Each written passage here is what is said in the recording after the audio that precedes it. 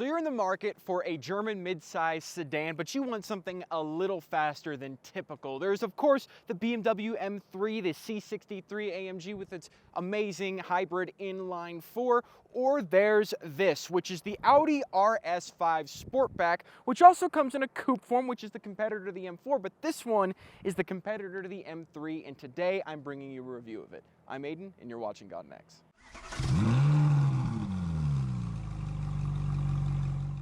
Now, what's under the hood of the RS5 Sportback, and it's the same engine in every one of the RS5 cars in the lineup, 2.9 liter twin turbocharged V6, 444 horsepower, 442 pound-feet of torque. Now, the downside of this is you're down about 30 horsepower compared to the base M3, and you're down about 60 horsepower compared to the M3 competition, but no matter, Audi just released a competition model of the RS5. This powertrain's mated to an 8-speed automatic transmission, silky smooth, especially when you're in those RS1 and RS2 modes. And this thing is incredibly fast, should do 0 to 60 in about 3.4 seconds. Now, the exterior of the RS5 is of course immaculate. On the outside, you have the most overrated Audi color ever, and that is Nardo gray. Not to say it doesn't look amazing, but everyone seems to think this is the best color you can get on Audis. When it comes to these headlights too, they actually do a dance when you unlock the vehicle. If I do it now, I'm gonna lock it, and then I'm gonna unlock it. You'll see that they individually, sequentially light up and do this dance, which I think is really cool. This one also has the $5,500 carbon fiber optics black package.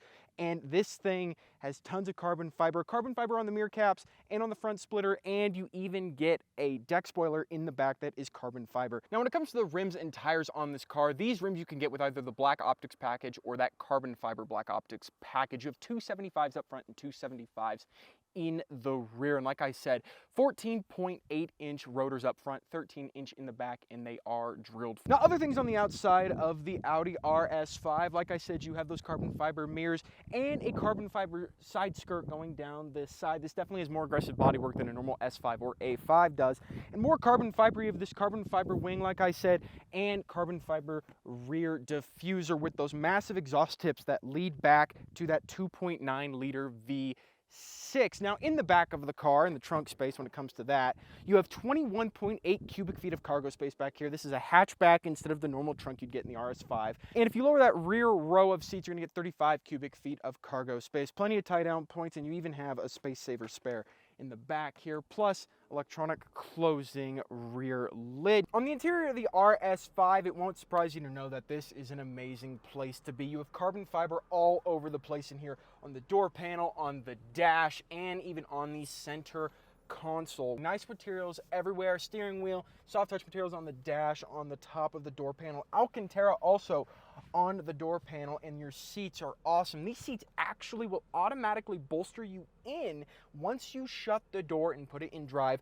The side bolsters will clamp down on the side of your body to hold you in the seat better. Heated seats, dual zone climate control, and a bunch of other cool stuff like that. The last RS5 we did actually wasn't as upgraded as this one, and in fact this one has been updated since we've done that one, which was a 2019.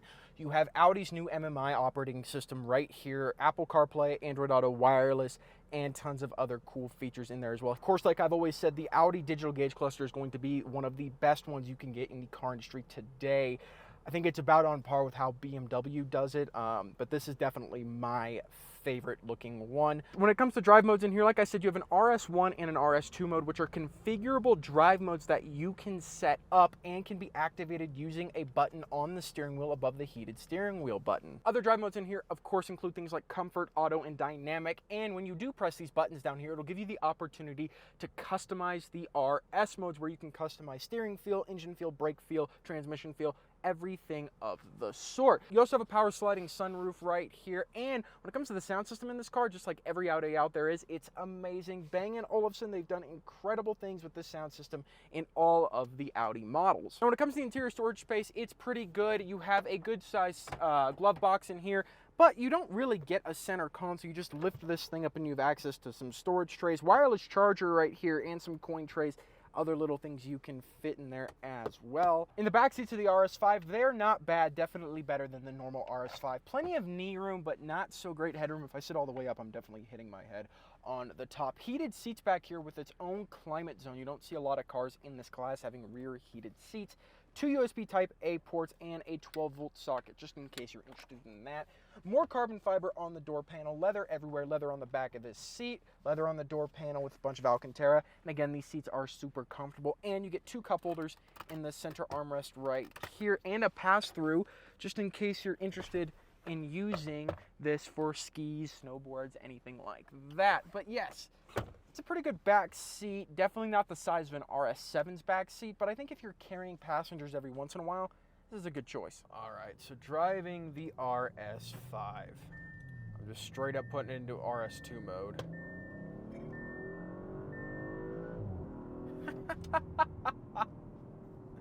The sound of the turbochargers above 5,000 RPMs is so good. It just whines like a supercharger. Not a sound I expected. Sadly, the exhaust is very muted compared to some other brands. The M3 is not nearly as muted as this car is, especially when you're just sitting at a standstill revving it. 4,000 RPMs, the thing shuts up and will not rev any higher.